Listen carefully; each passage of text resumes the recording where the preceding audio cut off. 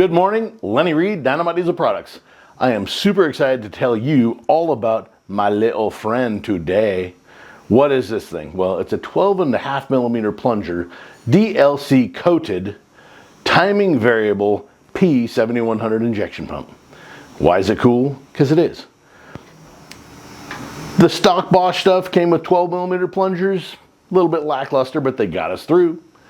Then we discovered that there was a plunger called the 159, 13 millimeter flat top. It partied, but I hated driving them on the street myself because the fuel quantity at very low throttle positions was just way too aggressive, and it got smoky and miserable, and it just wasn't that fun it just wasn't fun on the street.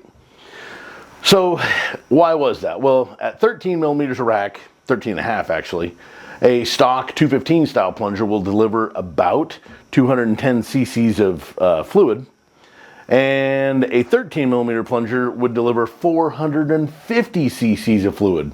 So the ramp in rate was really aggressive, and it was very hard to manage. So back in the old day, I got tricky with like throttle linkages and things like AFC springs trying to manage it, but I never really mastered it, and I never really enjoyed driving a 13 mil on the street. And they weren't the absolute most reliable, because if you're going to drive something on the street, the injector needs to be manageable as well.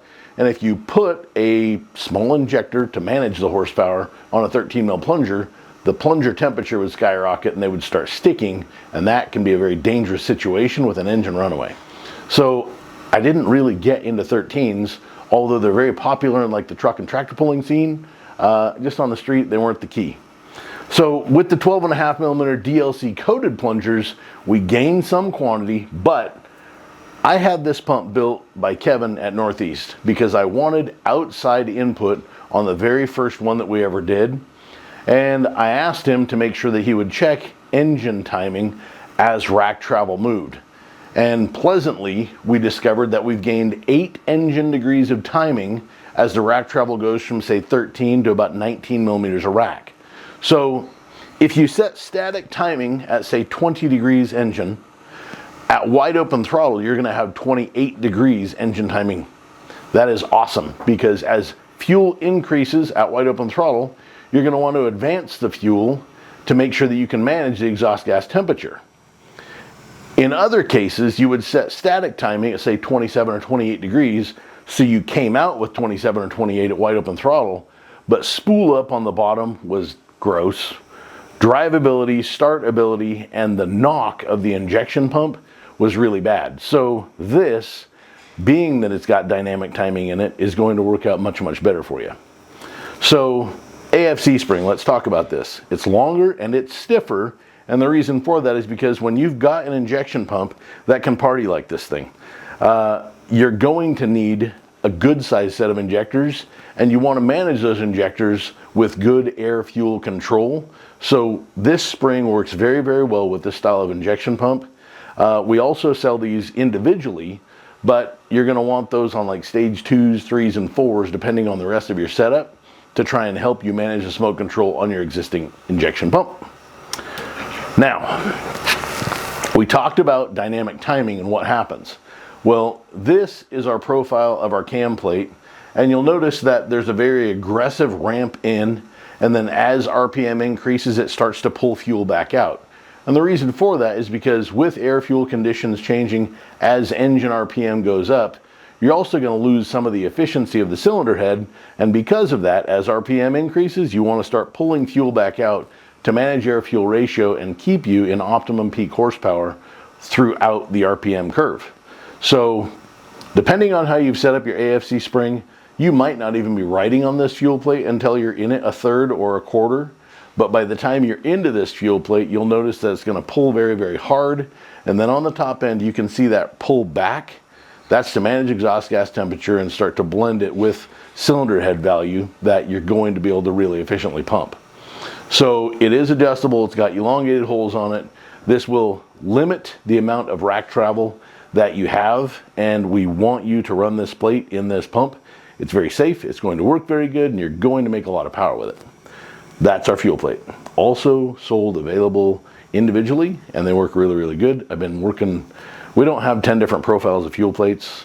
When I dynoed and I tested, I discovered that this profile worked very, very well, and I just use it in everything. So that's our plate. Governor springs. So the governor springs are more than most of you guys are gonna have turbocharger for.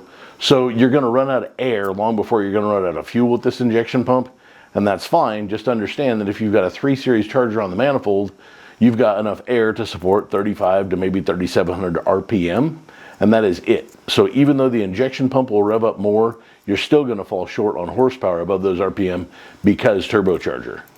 Now, if you've got a 4 series turbo with a T4 foot on the exhaust manifold, you've probably got enough air for 4,400, 4,600. You're still gonna have enough fuel to fuel that thing 100%.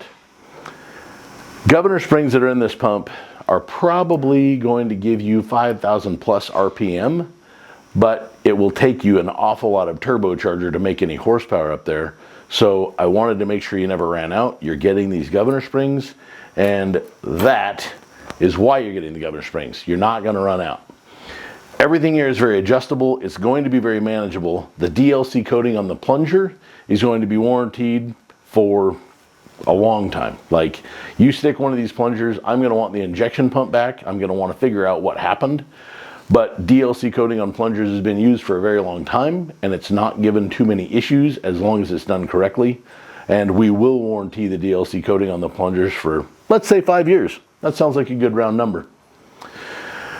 Fuel supply pressure. I'm going to want you to maintain about 30 pounds of fuel supply pressure at all throttle position settings. So even at wide open throttle, you need to have 30 PSI continuous going to the injection pump. And you'll measure that after the injection pump, so you know that you've got 30 pounds of fuel pressure in the injection pump. Timing.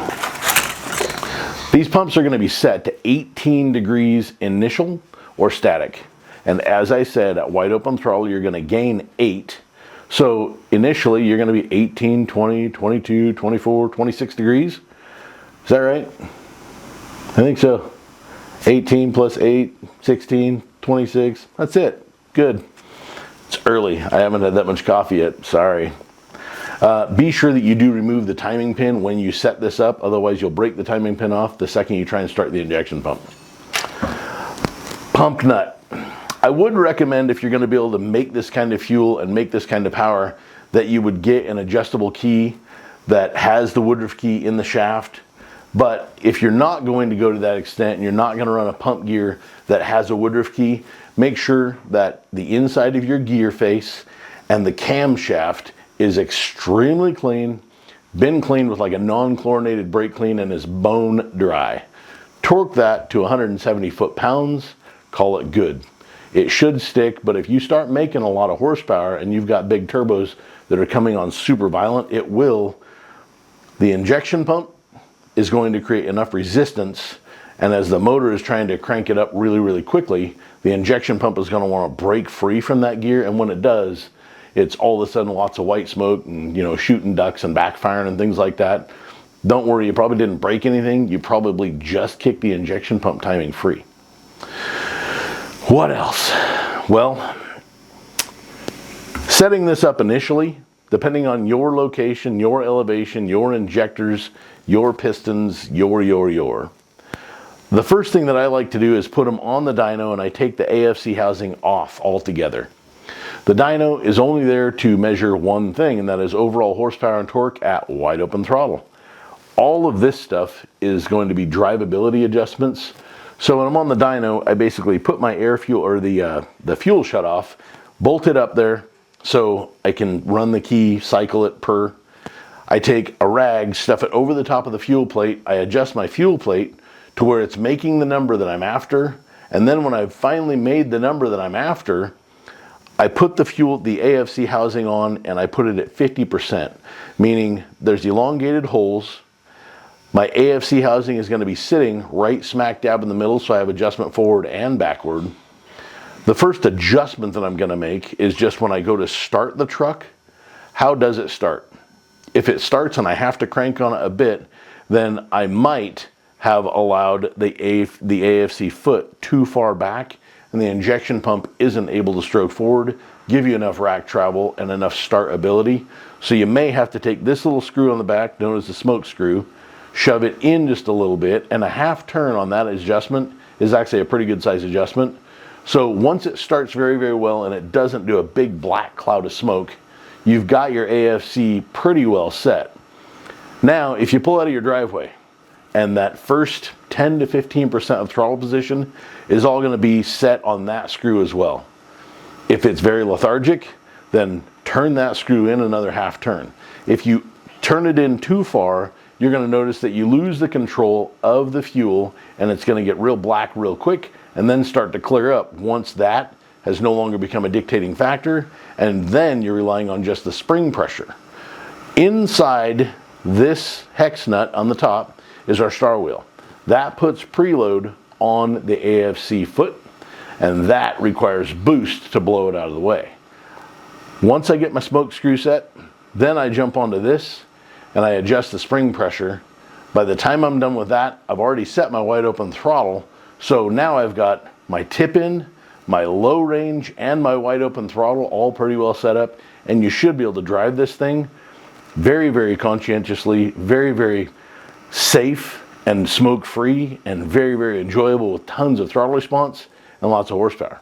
So that, in a nutshell, is the introduction to our 12.5mm pump with 8 degrees of adjustable timing as wide open throttle comes on. Welcome to the future, all you 12 guys. Between that and the pilot injection nozzles, this stuff has changed so much. Throttle response is way better. I'm very, very excited about this because I love the classic sound of a p7100. I love the sound of a 12 valve. And since it was really where I started to get into this industry, it just makes me happy sitting in one of those old trucks again, driving around in a seat that doesn't have all the lumbar support of the new trucks, but still has air conditioning. They're a little bit lighter, so they're a bit more fun and sporty to drive on the street. They can still get really, really, really good fuel economy and have a ton of power. This is going to be the next wave of amazingness to those 12 valves. All right, guys, Lenny Reed, I'm out.